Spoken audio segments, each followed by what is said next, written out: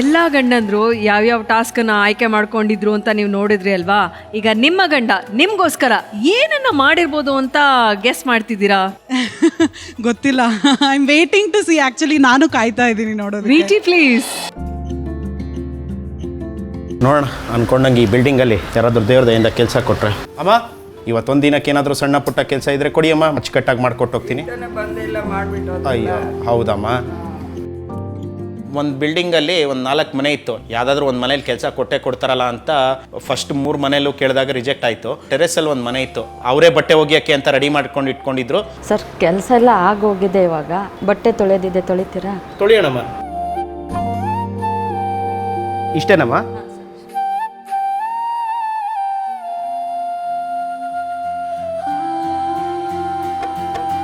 ಈ ಮಿಷಿನ್ ಬಂದಮೇಲೆ ನಮ್ಮ ಬಾಳನ್ನ ತುಂಬ ಈಸಿ ಮಾಡಿಬಿಟ್ಟಿತ್ತು.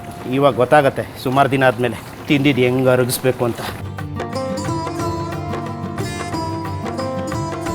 ಈ ಕೂತ್ಕೊಂಡು ಬಕೆಟ್ಗಟ್ಟಲೆ ಬಟ್ಟೆ ಒಗೆಯೋ ಅಷ್ಟೊತ್ತಿಗೆ ಜೀವ 2 ಆಗೋಯ್ತು. ಮೇಡಮ್ ನೀವು ವಾಷಿಂಗ್ ಮಿಷಿನ್ ಯಾಕೆ ತಗೊಳ್ಳಿಲ್ಲ ಮೇಡಮ್? ಕೈಯಲ್ಲಿ ತೊಳೆದೇ ಅಭ್ಯಾಸ ಸರ್, ವಾಷಿಂಗ್ ಮಿಷನ್ ಎಲ್ಲ ಯೂಸ್ ಮಾಡಿ. ಅಯ್ಯೋ ನಿಮಗೆ ಗೊತ್ತಿತ್ತಿರಬೇಕು ನಮ್ಮಂಥ ಕೆಲಸದವ್ರು ಬರ್ತಾರೆ ಅಂತ.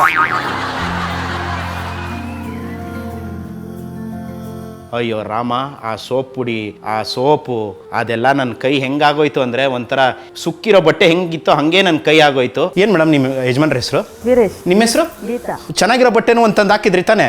ಆವಾಗಲೇ ಗೊತ್ತಾಯ್ತು ನಿಮ್ಮ ಹೆಸರು ಗೀತಾ ಅಂತ. ಮತ್ತೆ ಬೇರೆ ಏನಾದರೂ ಕೆಲಸ ಇದೆಯಾ ಮೇಡಮ್? ನೀರು ಹಾಕ್ಬಿಟ್ಟು. Okay madam.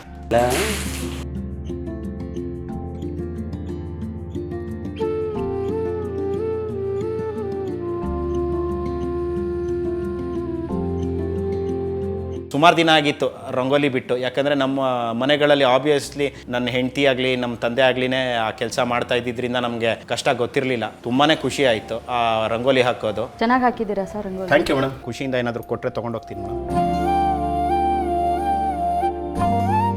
ಓ ಇಲ್ಲಿ ಯಾರೋ ಒಬ್ರು ಅಜ್ಜಿ ಕೂತಿದ್ದಾರೆ, ಅವ್ರ ಹತ್ರ ಕೇಳಿದ್ರೆ ಖಂಡಿತವಾಗ್ಲೂ ಕೆಲಸ ಕೊಡ್ಬೋದು. ಅಮ್ಮ ನಮಸ್ಕಾರ.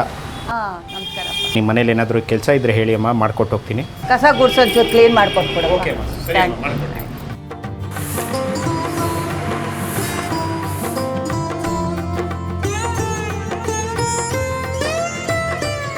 ಮನೆ ಒಳಗೆ ಕಸ ಗುಡ್ಸೋದು ಸುಲಭ ಇದೆ. ಈ ಮನೆ ಆಚೆ ಕಸ ಗುಡ್ಸೋ ಪರಿಸ್ಥಿತಿ ಇದೆಯಲ್ಲ, ಧೂಳು, ಒಣಗಿರೋ ಎಲೆ, ಕೆಲವೊಂದು ಸುತ್ತ ಕೊಳ್ತೋಗಿರೋ ಎಲೆ, ಈ ಥರ ಎಲೆಗಳ ಮಧ್ಯದಲ್ಲಿ ಕೆಲಸ ಮಾಡೋ ತುಂಬ ಕಷ್ಟ ಅನ್ನೋದು ಆವಾಗ ಗೊತ್ತಾಯಿತು.